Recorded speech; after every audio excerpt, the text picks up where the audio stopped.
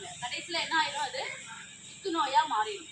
அப்போ அதுக்கு தான் நாங்கள் விழிப்புணர்வு கொடுப்போம். வாக்கு போடுறவங்க என்ன பண்ணணும், பீடி சிகரெட் பிடிக்கிறவங்க என்ன பண்ணணும், என்ன பண்ணால் புத்துநோய் வராமல் நம்ம தடுக்கலாம் அப்படிங்கிறத தெரிஞ்சுக்கணும்.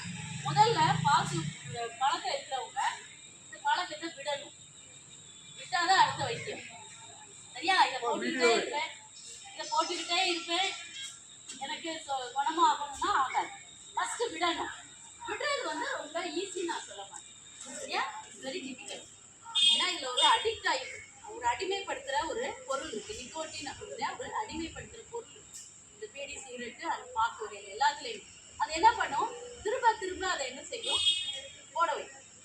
சில ஸ்நாக்ஸ் வந்து இப்போ வேர்க்கடலை சில பிடிக்கலாம் என்ன பண்ணுவாங்க, திரும்ப திரும்ப சாப்பிடும். அது ஒரு அடிக்ஷன், ஒரு அடிமைப்படும். அதே மாதிரி தான் இந்த பொருள். அதனால் அடிமைப்படுத்துகிற பொருள் இது வந்து நமக்கு இந்த பழக்கம் போகணும் அப்படின்னா உங்களுக்கு அதுக்கு தான் உதவி செய்கிறதுக்காக நாங்கள் சரியா இந்த வெள்ளை கலர் பேம்ப்ளெட் நீங்கள் வாங்கிட்டு போங்க. அந்த மாதிரி பழக்கம் இருக்கிறவங்க அது ரொம்ப யாருனாலும் இந்த பழக்கம் இருக்குன்னா இது வாங்கிட்டு போய் நீங்களும் வாசிங்க.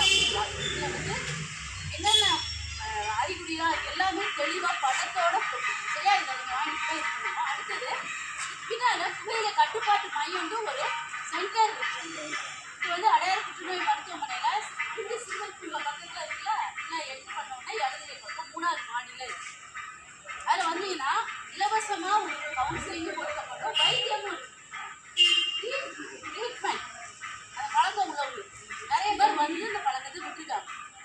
யாராவது இருக்காங்கன்னா இதை நீங்கள் அவங்க தயவுசெய்து வர சொல்லுங்க. இந்த பழக்கம் ஏன்னா புற்றுநோய் மாத்திரம் இல்லை, நிறைய பேருக்கு சின்ன வயசுல 30 வயசுல மாரடைப்பு வரும்.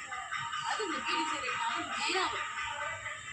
அதனால இதை வந்து ரொம்ப நீங்கள் கேர்ஃபுல்லாக யாருக்காவது உபயோகப்படுத்த அல்லது உங்களுக்கு அந்த பழக்கம்னா நீங்கள் வந்து கவுன்சிலிங் விட்டுருங்க. இங்கே வாய் வந்து செக் பண்ணுவோம்.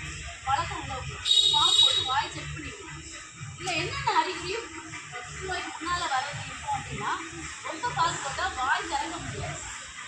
அந்த 4 விரல் வந்து ஃப்ரீயாக போகும், 2 விரல் தான் போகும், சாப்பிட முடியாது, இதெல்லாம் கடினமாக. அடுத்தது வாய்க்குள்ள ஆறாத புண்ணு, வலிக்காது.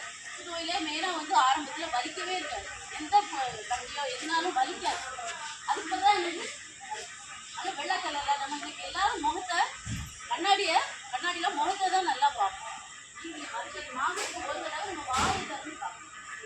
பார்க்கணும் வாயை, அதில் ஏதாவது வடிவங்கள் இருக்கா, ஒரு சத வளர்ச்சி இருக்கா, ஒரு புண்ணு மாதிரி இருக்கா அப்படின்னு சொல்லி வாய்க்குள்ள கண்டிப்பாக பார்க்கணும்.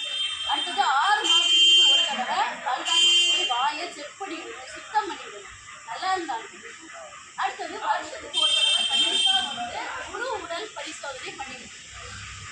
எவ்வளோ செலவழிக்கல, ஒரு நாள் ஹோட்டலுக்கு போனால் கூட ஃபேமிலியாக போனால் 1000 ரூபா குறைஞ்சது. ஆனால் நம்ம உடல் ஆரோக்கியத்துக்கு வீட்டில் கணவன் மனைவி கண்டிப்பாக நீங்கள் என்ன செய்யணும், வருஷத்துக்கு ஒரு தடவை முழு உடல் பரிசோதனை பண்ணி கொள்ளணும். அப்போ தான் பிளட் யூரின்லாம் டெஸ்ட் பண்ணும்போது ஏதோ ஒரு குறைபாடு இருந்தால் அது ஆரம்பத்திலே நம்ம கண்டுபிடிக்கணும். சரியா? இதெல்லாம் ரொம்ப முக்கியம். இந்த முதல்ல பழக்கத்தை விடணும். அதுக்கு நீங்களே உங்களுக்கு இன்னையிலேருந்து நான் டிசைட் பண்ணுறேன், சுதந்திர நாள் 78 வருஷம் முடிஞ்சிருக்கு, இன்னையிலேருந்து 79 வருஷம் பிறக்குது, இன்னைக்கு நான் முடிவெடுத்தேன், நான் இந்த பழக்கத்தை விட்டுறேன் இன்னையோட. ஓகே, விட்டுறணும். இல்லை விட முடியலையா, நீங்கள் கவுன்சிலிங் ஃபோன் நம்பருக்கு ஃபோன்லேயே கவுன்சிலிங் எடுத்துக்கலாம். திங்கள்லேருந்து வெள்ளி வரைக்கும் காலையில் 9 மணிலேருந்து 3 வரைக்கும் நீங்கள் ஃபோன் பண்ணலாம் அந்த நம்பரில். ஆனால் உங்களுக்கு ஃபோன்லேயே கவுன்சிலிங் தருவாங்க. அதுலேயும் விட முடியலையா, நீங்கள் வந்துருங்க, சென்டர் வந்து கண்டிப்பாக விடலாம். ஆனால் உங்களுக்கு மன உறுதி வேணும். சரி, அடுத்தது மெயினாக வந்து உணவு பழக்கத்தால் வருது. உணவு பழக்கத்தால் உடல் புற்றுநோய் ரொம்ப வருது, பெருங்குடல். இதெல்லாம் நம்ம தென் இந்தியாவில் வந்து ரொம்ப அதிகம் கிடையாது. ஏன் உடல் புற்றுநோய் மேலை நாட்டிலலாம் ரொம்ப அதிகம். ஏன்னா அவங்க எப்படி சாப்பிடுவாங்க, ஃபுல்லாக பேக்டு ஃபுட்டு, ஏற்கனவே உள்ளதை பதப்படுத்தப்பட்ட பொருட்கள் நிறைய சாப்பிடுவாங்க. அடுத்தது இந்த மாதிரி ஃபாஸ்ட் ஃபுட்லாம் நிறைய சாப்பிட்றதுனால உடல் புற்றுநோய் அதிகம் வந்துட்டு இருந்துச்சு. ஆனால் இப்போ தமிழ்நாட்டில் ரொம்ப அதிகமாக உடல் புற்றுநோய். ரொம்ப ரீசெண்டாக 28 வயசில் ஒரு பையன் உடல் புற்றுநோய் வந்துச்சு, கவனிக்கவே இல்லை. அவன் கேப் டிரைவர், வீட்டில் சாப்பாடே கிடையாது, ஃபுல்லாக கண் முழிச்சு ஓட்டுறது, ரெஸ்ட்டு கிடையாது, வெளியே சாப்பாடு ஃபுல்லாக கடை சாப்பாடு. 28 வயசில் வந்துச்சு, ஆள் மெலிஞ்சிட்டே போனான். டெஸ்ட் பண்ணுறதுக்கு வர மாட்டேன், கடைசியில் பார்த்தா 3வது 4வது ஸ்டேஜ் 30 வயசில் இறந்தே ஆள் அதாவது மெயினாக வந்து சாப்பிட முடியாமல். அடுத்தது ஆள் மெலிஞ்சிட்டுலாம் அட்வான்ஸ் ஸ்டேஜில் வரும். இதெல்லாம் வரவே வேண்டாம். உணவுல ரொம்ப நம்ம முக்கியத்துவம் கொடுக்கணும். மேக்சிமம் வீட்டில் சமைக்கிற சாப்பாடை சாப்பிடுங்க. அடுத்தது காய்கறி எல்லாம் வாங்கிட்டு வந்தா கல்லுப்பு தண்ணியில ஊற வச்சுட்டு இந்த மாதிரி, ஏன்னா நிறைய பூச்சிக்கொல்லி மருந்தெல்லாம். அடுத்தது ஒரே எண்ணெய் நம்ம யூஸ் பண்ண மாற்றி மாற்றி எண்ணெய்கள் யூஸ் பண்ணணும். திரும்ப திரும்ப ரொம்ப நேரம் பொறிச்சு அதே எண்ணெயை யூஸ் பண்ணக்கூடாது. அதெல்லாம் புற்றுநோய் உண்டாக்குற உண்டாக ஆரம்பிக்கும். அதனால இதெல்லாம் ரொம்ப முக்கியம்.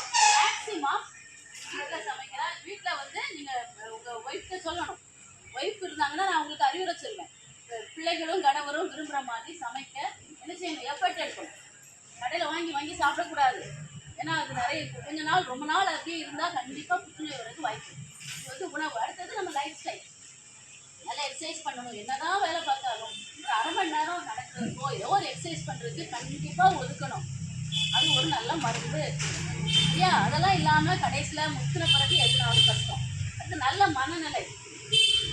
எல்லாரையும் பறந்த மனப்பான்மை, குறுகின மனப்பான்மைக்குள்ள இருக்கக்கூடாது. ஏதாவது தப்பு நமக்கு விரோதமாக பண்ணி தான் மன்னிக்கிற ஒரு மனசு இருக்கணும். அதே பகைமை எல்லாம் மனசுக்குள்ளே வச்சுட்டு இருந்தால் அது என்ன ஆகும்?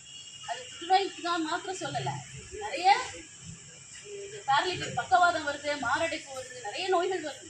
அதனால மனதை வந்து நம்ம எப்போவுமே என்ன செய்யணும், விரிவான மனநிலையில் நம்ம பிள்ளைகிட்டையோ நம்ம குடும்பத்திலேயோ இந்த உறவுகிட்ட யார்த்தையுமே பகைமை இருக்கக்கூடாது. பிரச்சனை வராமல் இருக்காது, உடனே சரி பண்ணிடும். சரியா? நம்ம எல்லாருமே மனுஷர்கள் தான், எல்லாருமே வாழ்றவங்க தான். ஒரு சொசைட்டியில் ஒருத்தர் மேலே ஒரு எண்ணம் வந்துச்சுன்னா அவங்க பார்த்தாலே அந்த எண்ணங்கள் தான் நம்ம மனசை வரும். நம்ம வேலை கெட்டுக்கும். அதனால் அந்த மனதில் ஒரு நல்ல சரியா? அடுத்தது நிறைய கெமிக்கல்ஸ், பொல்யூஷனுக்கு நிறைய காரணங்கள் இருக்குது. சில காரணங்கள் நமக்கு தெரியல. இது வந்து மெயினாக வந்து நான் சொன்னது வாய்ப்புத்துறையை பற்றி சொன்னேன். அடுத்தது பெண்களுக்கு மார்பில் வலி இல்லாத கட்டி. அதை வந்து நாங்கள் டெஸ்ட் பண்ணுவோம். எப்படி கண்டுபிடிக்கிறது எல்லாமே செக் பண்ணணும். பெண்கள் எல்லாம் செக் பண்ணணும். அடுத்தது கர்ப்பப்பை வாய் பேப்ஸ்மியர்னு ஒரு சிம்பிள் டெஸ்ட் கர்ப்பப்பை வாயிலேருந்து எடுக்கும். இது மூலமாக என்ன தெரியுது, நல்லா இருக்கிறவங்களுக்கு தான் எடுக்கும். இன்னும் 5 வருஷம் 10 வருஷம்